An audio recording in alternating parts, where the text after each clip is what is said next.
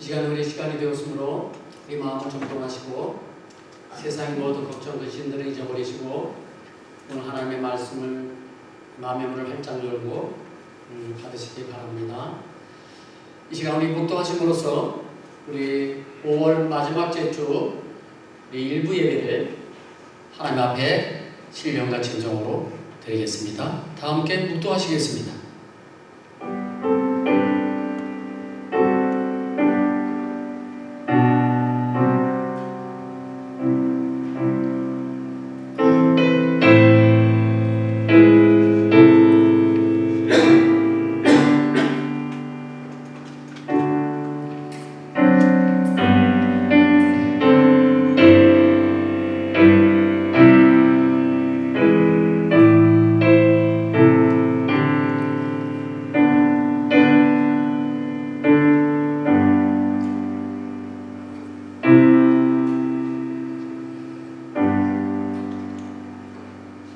주의 손으로 만드신 것을 다스리게 하시고 만물을 그의 발 아래에 두셨으니 여호와 우리 주여 주의 이름이 온 땅에 어찌 그리 아름다운지요.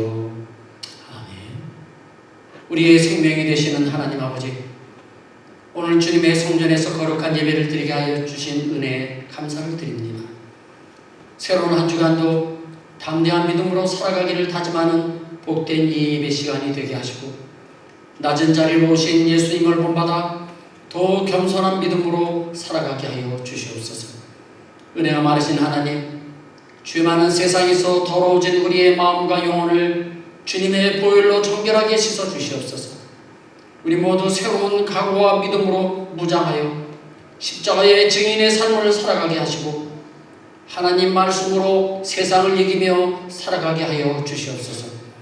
범사에 하나님을 인정하는 것이 믿는 자의 본분임을 깨닫고 오직 주님의 주권에 순종하는 주의 백성들이 다 되게 하여 주시옵소서. 사랑이 많으신 주님, 주님의 피로 세우신 우리 소망장로교회가 하나님을 더욱 뜨겁게 사랑하는 교회가 되기를 원합니다. 우리 교회가 마음과 뜻과 정성을 다하여 예배드리는 주의 백성들로 넘쳐나게 하시고 헌신과 봉사가 살아있는 교회가 되게 하여 주시옵소서. 특별히 여러가지 삶의 어려운 문제로 기도하고 있는 성도들을 붙잡아 주시고 응답하여 주시기를 소망합니다. 피곤한 삶 속에서 살아계신 주님을 만나는 은혜를 경험하게 하시고 기도의 제목들이 응답받는 놀라운 일들이 넘쳐나게 하여 주시옵소서. 오늘 이 시간 강단에서 선포되는 말씀이 우리의 굳은 마음을 녹이고 치유와 회복의 역사가 일어나는 능력의 말씀이 되게 하여 주시옵소서. 선포되는 말씀을 간절한 마음으로 받게 하시고 주신 말씀으로 은혜를 받아 하나님께 온전히 쓰임받는 인생들이 되게 하여 주시옵소서. 이 예배를 위하여 여러가지 모습으로 봉사하는 손길들을 기억하여 주셔서 주님의 은혜로 날마다 승리하며 형통한 삶을 누리게 하여 주시옵소서. 우리의 예배를 기쁘게 받으시는 예수님의 이름으로 기도드립니다. 아멘.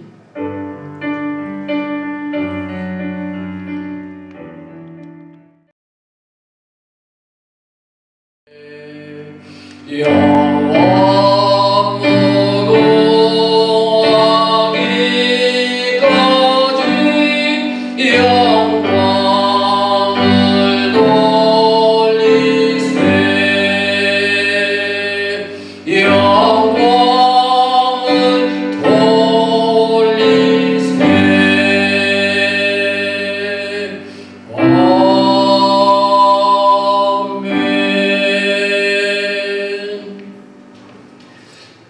성시교도 67번이 되겠습니다. 잠언 3장 말씀입니다. 교독합니다. 지혜를 얻은 자와 명철을 얻은 자는 복이 있나니 지혜를 얻는 것이 은혜를 얻는 것보다 낫고 그 이익이 정금보다 나으니라. 지혜는 진주보다 귀하니 네가 사모하는 모든 것으로도 이에 비교할 수 없도다. 그의 오른손에는 장수가 있고 그의 왼손에는 부귀가 있나니 그 길은 즐거운 길이요 그의 지름길은 다 평강이니라.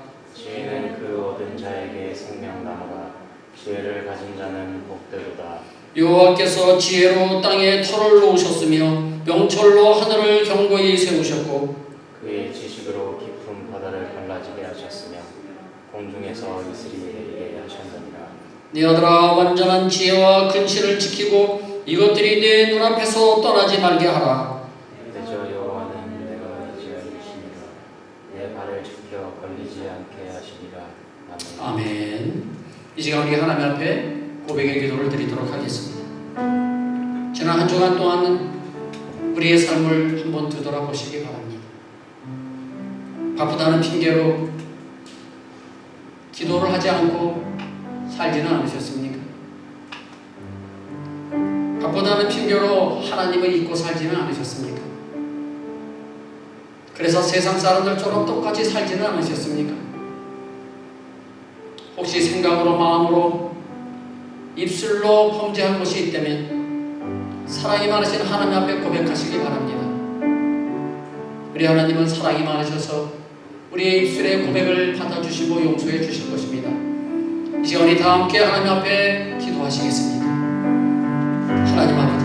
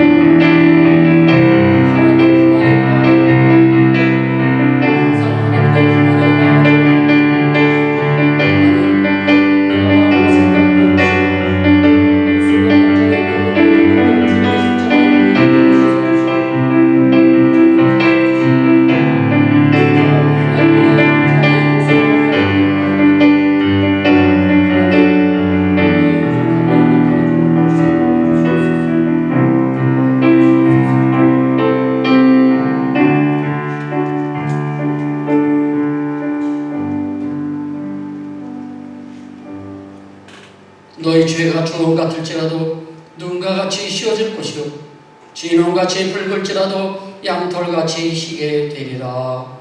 아멘. 전능하사 천지를 만드신 하나님 아버지를 내가 믿사오며 그 외아들 우리 주 예수 그리스도를 믿사오니 이는 성령으로 잉태하사 동정녀 마리아에게 나시고 본디오 빌라도에게 고난을 받으사 십자가에 못 박혀 죽으시고 장사한 지 사흘 만에 죽은 자 가운데서 다시 살아나시며 하늘에 오르사 전능하신 하나님 우편 앉아 계시다가 저리로서 산 자와 죽은 자를 심판하러 오시리라. 성령을 믿사오며 거룩한 공예와 성도가 서로 교통하는 곳과 죄를 사하여 주시는 곳과 몸이 다시 사는 곳과 영원히 사는 것을 믿사옵나이다. 아멘. 우리 찬송가 420장 3절까지 부르도록 하겠습니다.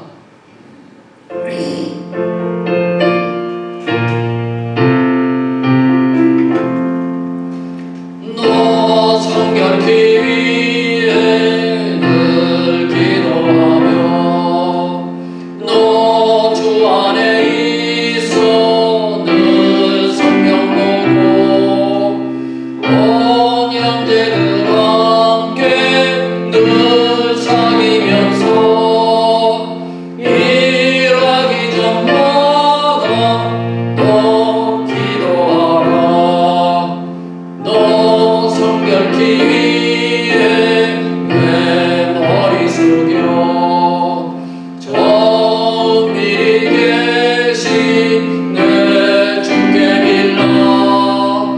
주 사귀어 살면 주 단물이니 널 보는 이마다 주 생각하리. 너 성결케 위해 주 따라가고 일 다급하여도 당황치 말고 참 즐거울 때나 또 슬플 때나 너 주님만 믿고 늘 따라가. 아멘. 오늘 하나님께서 우리에게 주신 말씀은 신명기 14장 말씀입니다. 신명기 14장 22절부터 제가 여러분들에게 봉독해 드리겠습니다. 신명기 14장 22절.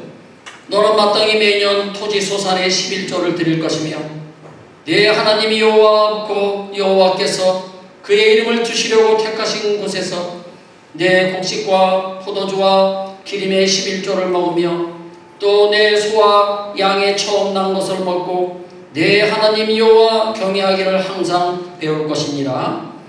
아멘. 이어서 28절 29절 말씀 우리 같이 한번 읽겠습니다. 시작. 매년 3년 끝에 그의 소산의 10분의 1을 다 내어 내 성읍에 저축하여 너희 중에 분깃이나 기업이 없는 레위인과 내 성중에 거류하는 객과 및 와와 과부들이 와서 먹고 배부르게 하라. 그리하면 내 하나님 여호와께서 내 손으로 하는 범사에 내게 복을 주시리라. 아멘. 자리에 앉아 주시기 바랍니다. 지난 한 주간도 수고들 많이 하셨습니다. 삶의 현장에서 전쟁터에서 살아서 돌아가셨군요. 감사해요. 수고들 진짜 많이 하셨어요. 오늘 말씀은요, 여호와 경외하기를 배웁시다 라고 하는 말씀이 제목입니다. 어떻게 해야지 우리가 여호와 경외하기를 배울 수 있을까? 그거에 대해서 여러분들 말씀을 드리겠고요. 여러분들이 여호와를 경외하고 있다는 것을 하나님 앞에 어떻게 보여주고 계십니까?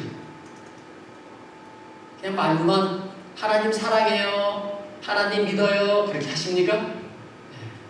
그거는 만족하지 않겠죠. 과연 내가 하나님을 경외하고 있다는 것을 어떻게 표현해야 되느냐? 오늘 그 부분에 대해서 제가 말씀을 드리도록 하겠습니다. 제가 지금부터 11조 이야기를 한다고 마음의 문을 닫고 또 닫지 마시고 끝까지 잘 들으시면은 여러분들에게 복이 되십니다. 사람들의 욕심은 끝이 없는 것 같습니다. 모든 것이 풍족한 세상에 살면서도요, 만족하지 못하고 항상 불평하며 더 많은 것을 갖고자 하는 그런 욕심에서 살아가고 있습니다. 이번에 제가 안식년으로 5년 만에 한국에 들어가서 보고요, 너무 사람들이 너무 풍족하다라고 하는 것을 제가 느꼈습니다. 어떻게 하면 돈을 쓸까? 어디다가 돈을 쓸까? 이런 것만 걱정하는 것 같아요. 주말에 저도 이제 한 번씩 시외로 나가봤는데요. 시외에 나가면은요, 주말에 식당, 유원지, 관광 명소마다 인산인해를 이루고요. 그리고 백화점, 마트, 아울렛 그런 장소는요, 사람들로 붐빕니다. 야, 진짜 그 많은 사람들이 또 어디서 나왔나 싶을 정도로 그 많은 사람들이 식당마다, 골목마다, 관광지마다 꽉꽉 차 있어요. 줄 서서 들어갈 정도로. 좁은 도로에는요, 고가의 수입차들이 많이 보였고요. 그리고 그 좁은 도로에 작은 차들은 별로 없고 큰 대형차들이 그러고 돌아다니고 있더라고요. 이렇게 모든 것이 풍족한 세상에서요, 3,500년 전에 이 성경 말씀을 가지고요, 여호와를 경외해야 복 받습니다 라고 말하면 사람들이 뭐라고 말할까요? 아니, 내가 하나님 없어도 내가 잘 먹고 잘 살고 있는데 뭐 하나님을 경외해야지 복을 받아? 웃기고 있네. 그렇게 말하지 않을까요? 많은 목사님들은 오늘 본문 말씀을 가지고요, 11조를 잘하면 복 받습니다 그렇게 설교를 하지만 이것은 정확한 설교가 아닙니다. 저도 오늘 이렇게 설교하면 간단하게 끝낼 수 있어요. 그러나 하나님께서는 오늘 본문 말씀을 통하여 우리에게 크게 두 가지를 교훈하고 계십니다. 첫 번째 교훈은 뭐냐면 11조를 하나님께 드림으로 여호와 경외하기를 배운다는 것입니다. 다시 말하면 내가 11조를 드림으로 하나님 경외하고 있다는 것을 증명할 수가 있다는 거예요. 말로만 하는 게 아니라 증명해서 보일 수 있다는 거예요. 11조를 드림으로 말이죠. 두 번째는요, 매 3년마다 그의 수입의 11조를 해가지고요, 분깃이나 기업이 없는 레위인, 지금으로 말하면 목회자를 말하는 거죠. 레위인과 객과 고아와 과부들을 먹여 배부르게 하면 여호와께서 너희 손으로 하는 모든 일에 복을 주시겠다고 그런 약속의 말씀을 하십니다. 불쌍한 사람들, 객이나 또 고아와 과부들을 돌보면 하나님께서 책임져 주시겠다는 거예요. 이것이 오늘 본문 말씀의 핵심입니다. 자, 지금부터 본문 말씀으로 들어가도록 하겠습니다. 첫 번째, 이스라엘 백성들이 가나안에 들어가서 정착해서 살게 되면 매년 토지 소산의 11조뿐만 아니라 가축의 11조도 여호와의 이름으로 두신 곳에 가서 드리라고 했습니다. 제가 지난주에 말씀드렸던 것처럼요, 여호와의 이름을 두신 곳이 어디입니까? 그 당시에는 언약궤가 있는 예루살렘 성전을 말합니다. 지금은 교회를 말하는 것이죠. 그곳에 와서 11조뿐만이 아니라 각종 제사를 통하여서 하나님 앞에 예물을 드리고 가족들과 함께 즐겁게 먹으면서 여호와 경외하기를 배우라는 거예요. 여호와 경외하고 있다는 것을 증명하라는 거죠. 따라서 여호와 경외하기를 배운다고 하는 이 말씀은요, 무슨 뜻이냐면 모든 수입은 하나님께서 주신 것으로서 인정을 하고요, 하나님의 크신 은혜를 생각하면서 온 가족이 함께 기쁨으로 하나님 앞에 감사하는 것입니다. 내가 열심히 일해서 내가 돈 번 거야, 다 내 거야가 아니라 이 나에게 수입을 주신 것 모든 것은 하나님의 것이다 라고 하는 것을 인정하는 것, 그것이 바로 여호와를 경외한다는 것이죠. 두 번째는요, 27절부터 말씀을 보시면은요, 레위인을 저버리지 말라라고 말씀하셨어요. 그들은 분깃이나 기업이 없기 때문에 레위인을 기억하라고 하시면서요, 매 3년마다 별도로 11조를 해서 레위인과 객과 고아와 과부들을 돌보면 하나님께서 범사에 복 주시겠다고 약속을 하셨습니다. 이것이 여호와 경외하기를 배우는 것이고 그것이 바로 여호와 경외한다는 것을 보여주는 거예요. 증명한다는 거예요. 여호와를 경외하지 않으면 11조도 드리지 않을 것이고 레위인이나 객이나 고아와 과부들도 돌보지 않을 것입니다. 내가 여호와를 경외하니까 내가 그런 사람들, 불쌍한 사람들을 내가 돌보는 것이고 내가 내 수입의 10분의 1을 하나님 앞에 드리는 것이죠. 여호와를 경외하니까 말이죠. 한마디로 여호와 경외를 한다고 하는 것은 뭐냐? 모든 것을 여호와 하나님이 주셨다는 것을 인정하는 것으로서 나 혼자만 잘 먹고 잘 사는 것이 아니라 기업이 없는 그런 레위인과 불쌍한 객과 고아와 과부에게 하나님께서 주신 것을 나누어주라, 그런 뜻입니다.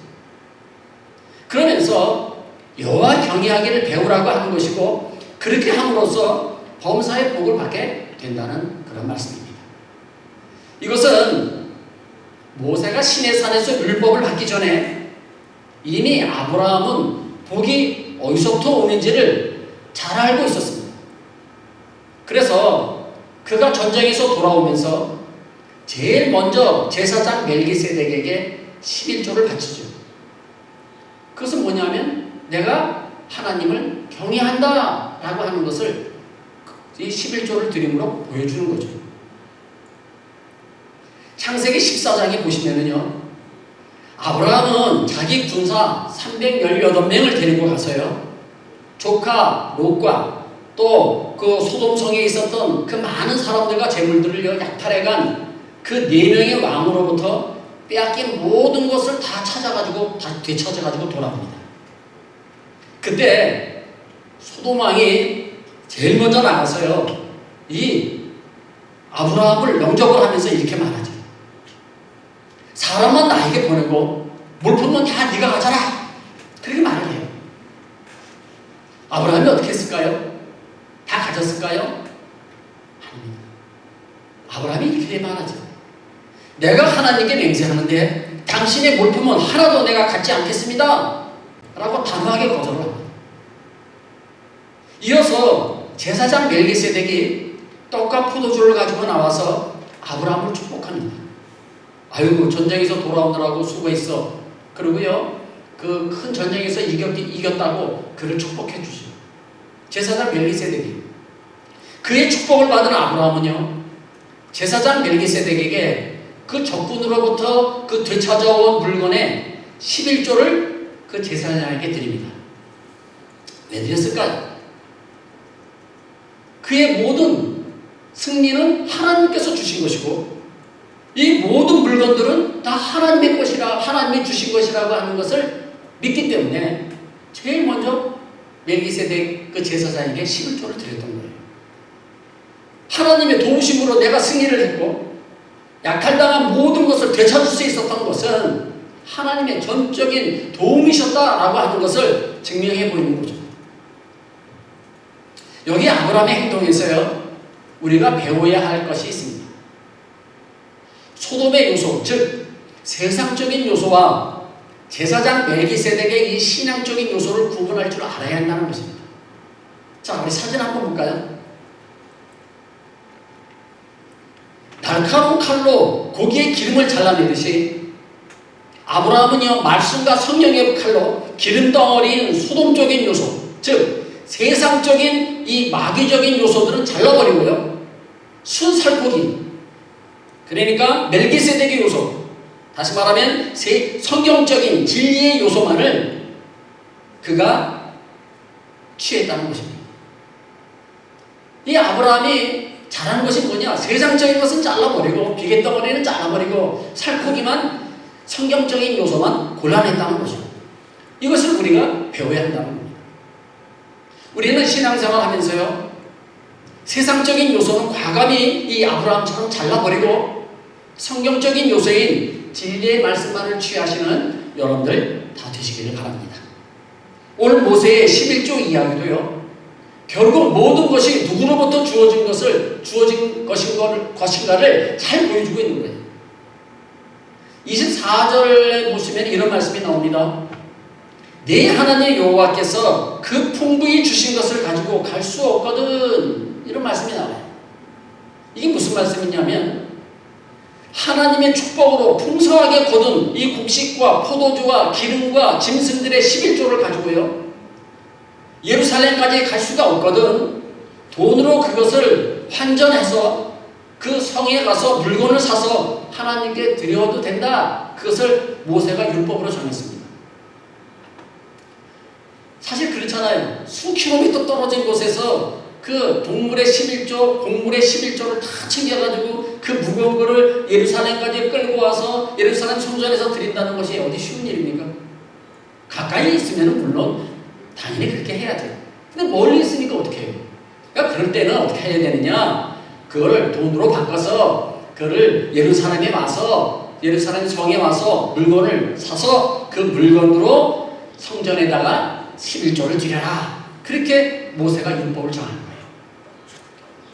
모세는요 앞으로 들어가서 살아야 될 이 가나안 땅에서 너희들이 11조를 드리면 내가 너희들에게 풍성하게 주실 것을 하나님의 그 약속의 말씀을 믿고 눈으로 그리면서 이 말씀을 지금 한 것입니다. 이스라엘이 가나안 땅에 들어가서 풍성하게 되기 위해서는요 꼭 필요한 11조에 대한 규례를 이 모세가 선포한 것입니다. 그렇다면 이스라엘 백성들이 가나안 땅에 들어가서 이 말씀대로 순종했을까요? 아닙니다. 여호수아가 가나안을 정복하고요 나이가 들어서 죽자 사사시대가 시작이 됐죠. 이 사사시대가 이어졌는데요 사사시대 동안에 제대로 11조를 한 적이 한 번도 없었습니다. 11조가 없으니까 어떻게 됩니까? 레위인들, 제사를 지내는 레위인들이 먹고 살 길이 없어서 다 뿔뿔이 흩어져 버리고 말았어요. 그래가지고 결국은 가정집에 가정교사처럼 그 가정에 한 가정의 제사장이 돼가지고요 그 우상을 만들어 놓고 봉이나 빌어주는 그런 신세로 전락해버리고 말았어요. 그 당시 사사시대의 그 레위인들의 그 제사장들의 모습이에요. 이런 사실은요 우리가 미가서를 통해서 우리가 잘 알 수가 있어요. 유진 피터슨의 메시지 성경을 보면 좀 쉽게 풀이가 되어 있는데요 그 메시지 성경에 이렇게 되어 있습니다. 조금 쉽게 말씀드리겠습니다. 자, 보십시오. 미가서 3장 말씀입니다. 그들의 우두머리들은 뇌물을 받고 재판하며 제사장들은 돈을 받고 율법을 가르치며 선지자들은 돈을 받고 점을 치면서도 겉으로는 여호와를 의지하는 신용을 하며 말하기를 여호와는 우리 편이시다. 재앙을 당하지 않도록 우리를 지켜주실 것이다 라고 말한다. 바로 너희 같은 자들 때문에 시온은 다시 밭이 되고 예루살렘은 결국 돌무더기가 되고 산 위에는 성전 대신 수풀이 무성하게 될 것이다. 이 미가서에 나온 말씀이에요. 그러니까 미가 이 선지자가 한 말씀이에요. 예배를 인도하는 제사장이나 하나님의 말씀을 전하는 이 선지자들은 백성들이 하나님께 드리는 그 11조로 생활을 하는데 백성들이 11조를 하지 않으니까 생활이 어려우니까 어떻게 해요? 돈을 받고 율법을 가르치고요. 돈을 받고 점을 쳐주고요. 그렇게 한다는 거예요. 살 길이 없으니까. 그러면서 뭐라고 말하느냐? 너희들 걱정하지 마라. 하나님은 우리 편이야. 우리에게 재앙을 내리지 않으실 것이야. 그렇게 말로만 안심을 시킨다는 거예요. 돈을 받았으니까. 예, 그렇게 말하는 거죠. 너희들 걱정하지 마. 그런데 사실은 어떻습니까? 예루살렘이 밭이 되고요. 예, 예루살렘이 결국은 돌무더기가 되고 말았어요. 많이 있다는 거죠.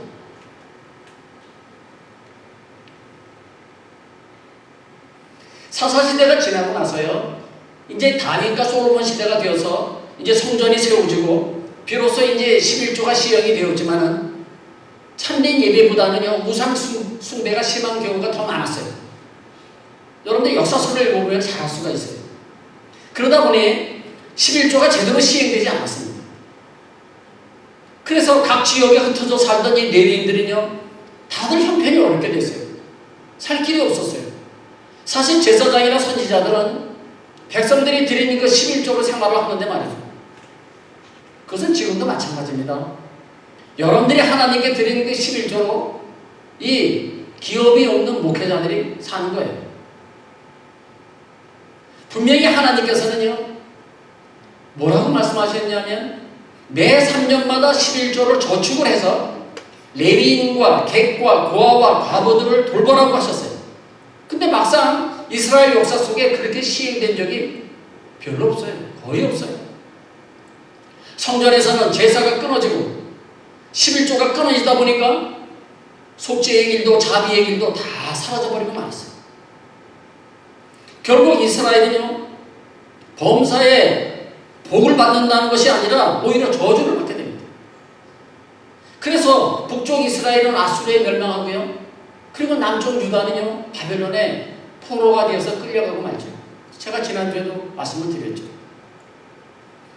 그제서야 깨닫습니다. 아, 고향에서 내가 고향 이스라엘에서 살 때에 그 선지자들이 말했던 그 11조를 드리면서 하나님 앞에 제사 드렸던 그 시절이 큰 복이었구나. 그것을 깨닫게 되죠. 나중에 깨닫게 되는 것이죠. 포로로 끌려가서 말이죠. 그래서 바벨론 포로 노예 생활 가운데요 나온 노래 중에 하나가 시편 137편 1절에서 6절 말씀이에요. 이렇게 노래를 하죠. 우리가 바벨론의 여러 강변에 거기에 앉아서 시온을 기억하며 울었도다. 시온은 예루살렘을 말합니다. 우리가 이방 땅에서 어찌 여호와의 노래를 부를까?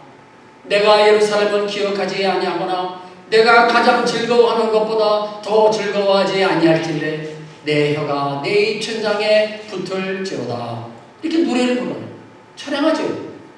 포로로 끌려가서 바빌론 강가에서 차량에게 앉아서 노래를 부르고 있는 이 이스라엘 이 백성들의 심령이 여러분들 느껴지십니까? 이것이 이 가사를 가지고요 이 시편 말씀을 가지고요 미국의 그 보니햄이 부른 바빌론 강가에서 그러니까 Rivers of Babylon이라고 하는 노래에 그 가사가 이 내용입니다. 여러분 잘 아시죠? 아주 유명한 그런 팝송이죠. 그 바빌론에 끌려가서 그 처량하게 있었던 그 바빌론 이스라엘 사람들의 그 심령을 표현한 겁니다. 그래서 사랑의 하나님께서는요 회개한 이스라엘을 바빌론 포로에서 돌아오게 하셨습니다.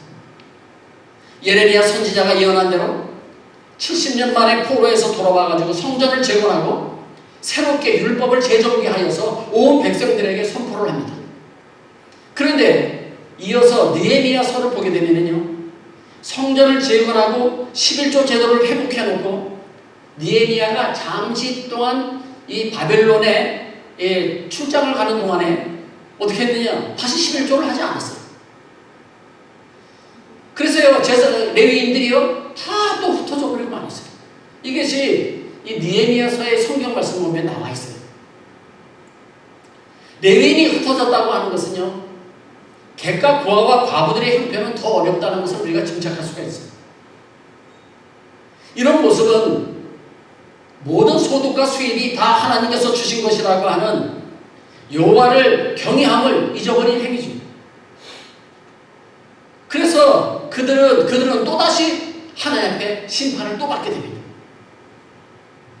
당시 이스라엘이 포로 생활을 했던 이 바벨론이 멸망하고요, 그 페르시아라고 하는 대제국이 그 바벨론을 점령해버리고 말죠.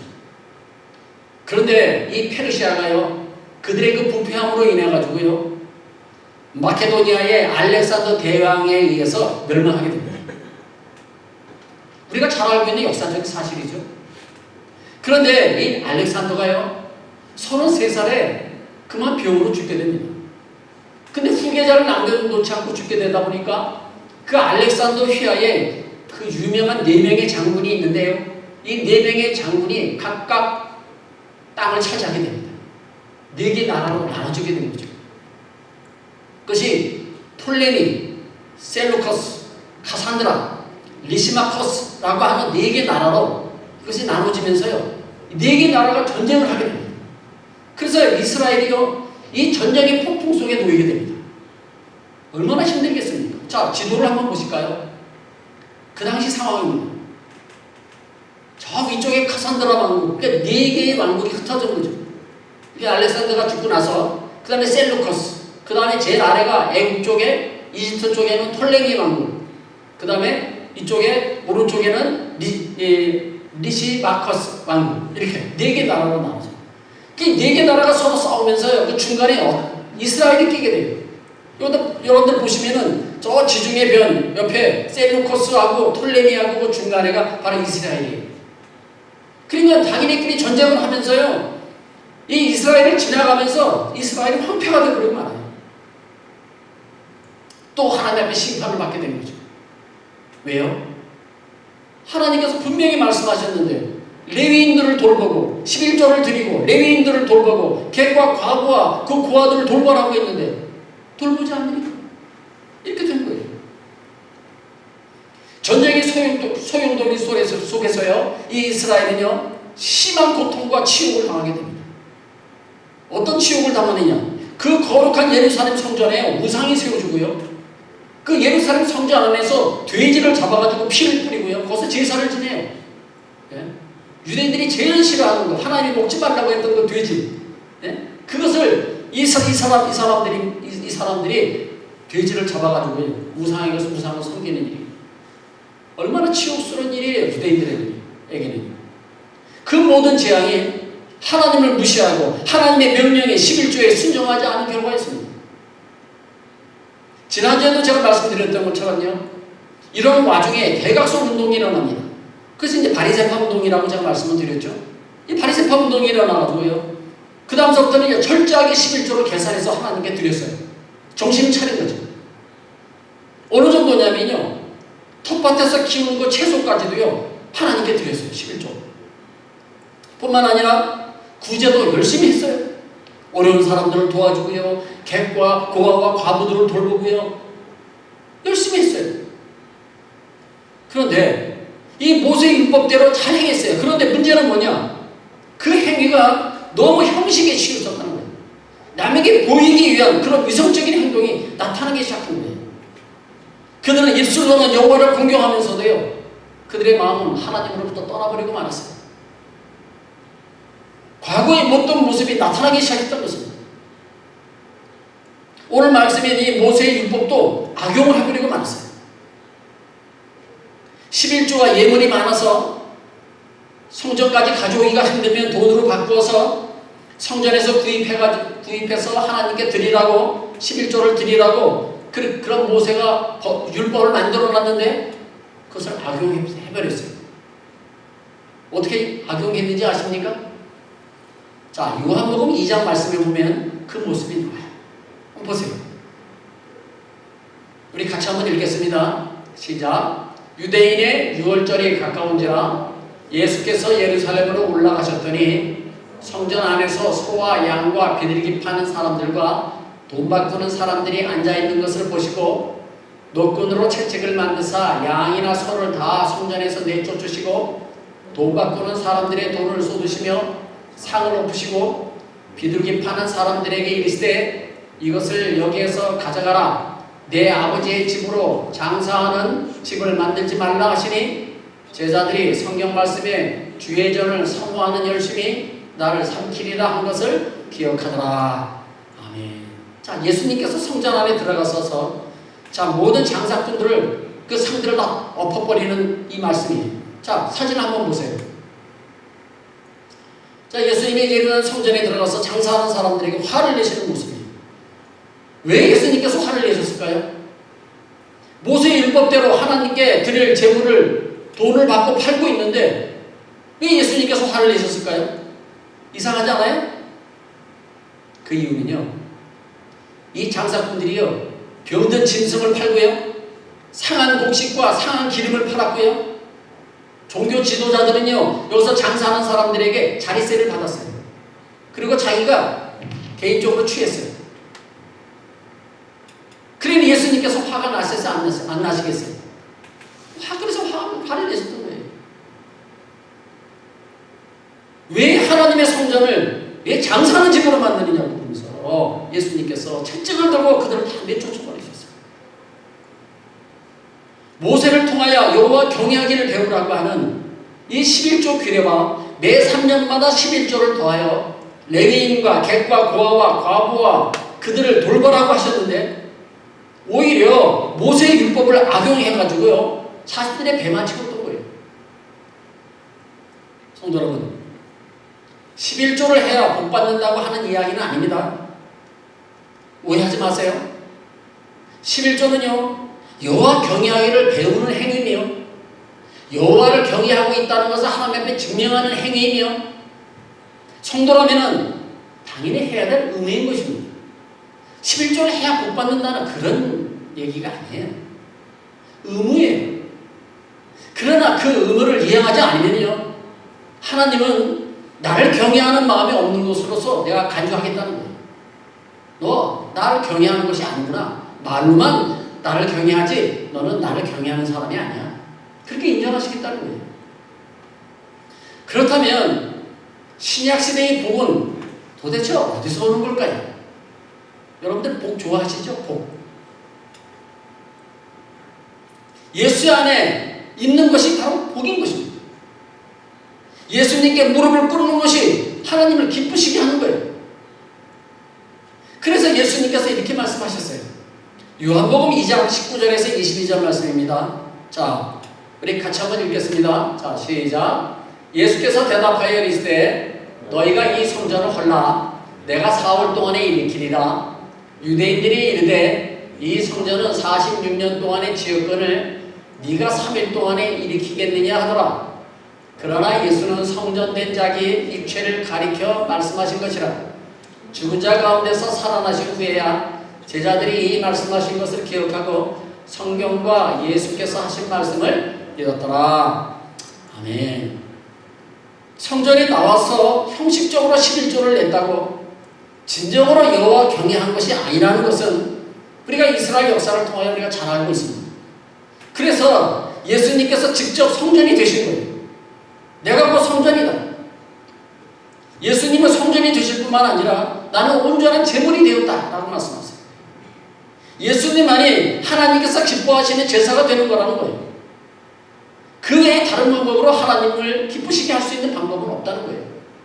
오직 예수 안에서만, 예수를 통해서만 하나님을 기쁘시게 하는 것이고 내가 하나님으로부터 복을 받는 거예요.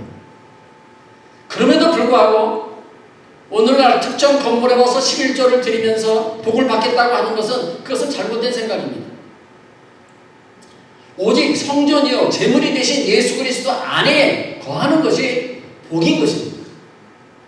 그렇다고 여러분 11조를 드리지 말라고 그런 말씀을 드리는 거 아닙니다. 너무 좋아하지 마십시오. 11조는요 성도의 의무이므로 당연히 드려야 하지만 성전이 되신 예수님 안에서 드리라는 거예요. 내 마음과 내 정성을, 내 생명을 이 11조에 담아서 예수 안에서 하나님께 드리라는 거예요. 그것이 진정한 복이 된다는 그런 말씀입니다. 내가 진정으로 복을 받고 싶으시면 예수 안에서 내 마음과 정성을 이 11조에 담아서 하나님께 드릴 때에 진정한 복이 임하게 될 줄로 믿습니다. 오늘 말씀을 마치도록 하겠습니다. 사랑하는 성도 여러분, 오늘 말씀을 통하여 여호와 경외하는 법을 배우시기를 바랍니다. 11조를 드리면서 배우시고요. 그리고 기업이 없는 레위인과 객과 고아와 과부들을 돌보면서 배우시고요. 모든 것은 주님께서 주신 것이라고 하는 고백을 통하여서 여호와 경외하기를 배우시기 바랍니다. 우리 여호와를 경외하는 법을 배우시는 우리 모든 성도님들 되시기를 주님의 이름으로 축복합니다. 우리 함께 기도하기를 원합니다. 하나님 경외하기를 배우라고 하는 말씀을 들었습니다. 내가 하나님 경외하기를 원합니다. 내가 어떻게 해야지 내가 하나님을 경외하고 있다는 것을 하나님께 보일 수 있겠습니까? 예수님 안에서 내 마음과 내 정성을 담아서 내가 하나님 앞에 11조를 드림으로 하나님 경외함을 내가 하나님 앞에 보여드리겠습니다. 우리 그런 마음을 가지고 우리 이 시간 하나님 앞에 기도하시겠습니다. 하나님 아버지, 내가 하나님 경외하기를 배우기를 원합니다. 내가 하나님을 경외하고 있다는 사실을 하나님 앞에 보여드리기를 원합니다. 내가 예수님 안에서 내 마음과 내 정성을 이 11조에 담아서 주님께 드리는 거야. 내가 하나님을 경외하고 있다는 것을 내가 보여주기를 원합니다. 하나님 우리의 마음을 다스려 주시고 우리의 행복한 이 마음들 가차없는 이 마음들을 열어주시옵소서. 내가 하나님의 정성껏 하나님의 11조를 드릴 수 있는 그래서 하나님을 기쁘시게 할 수 있는 하나님의 마음이 흡족한 자가 되기를 원합니다. 우리 성도들 되게 하여 주시옵소서. 아버지 정말 감사합니다.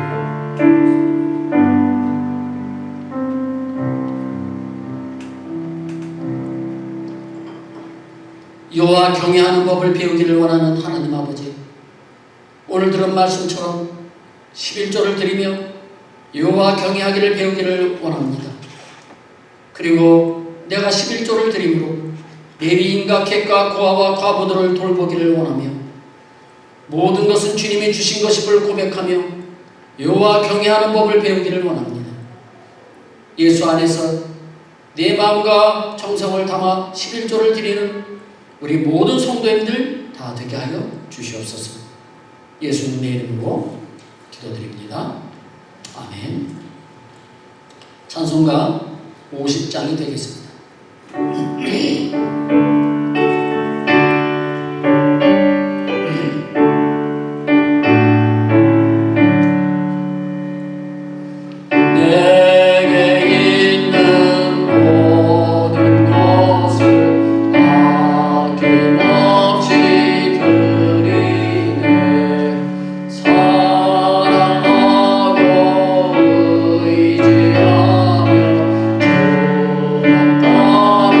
살리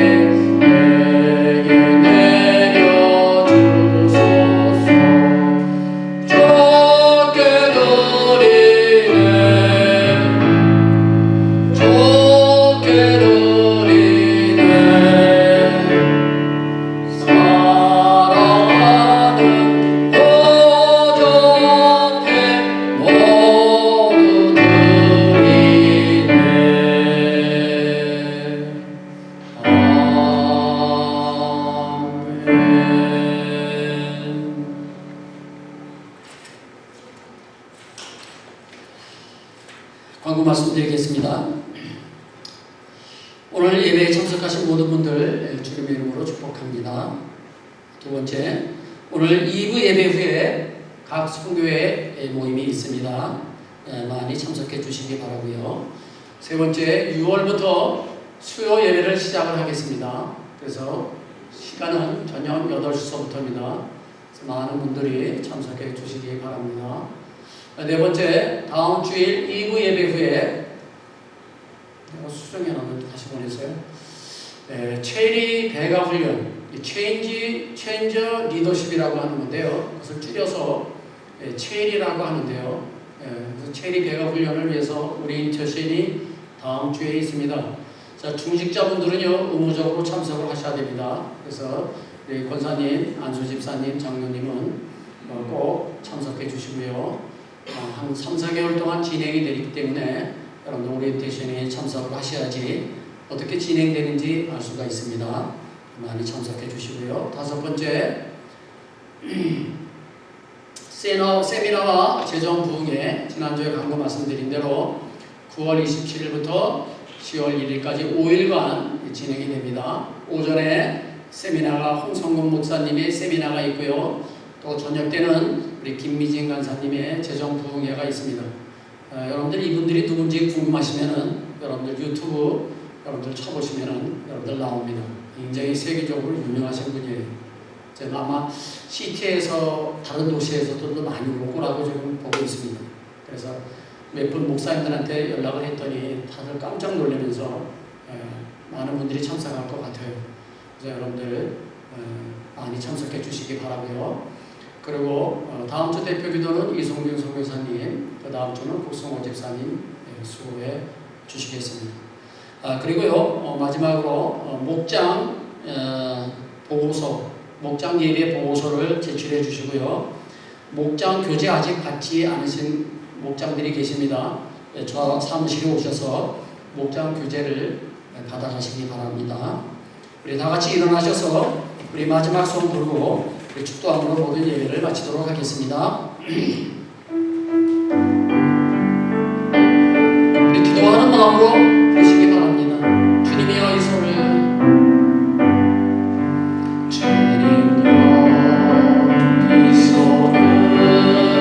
꼭 잡고 가소서. 약하고 피곤한 이 몸은 폭풍 감소해 지산이 들고 손잡고 날 인도하소서.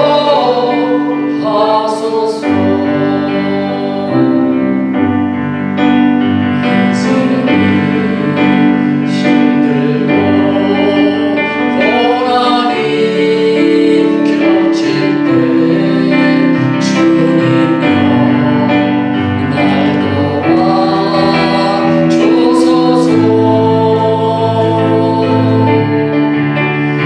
외치는 이 소리 귀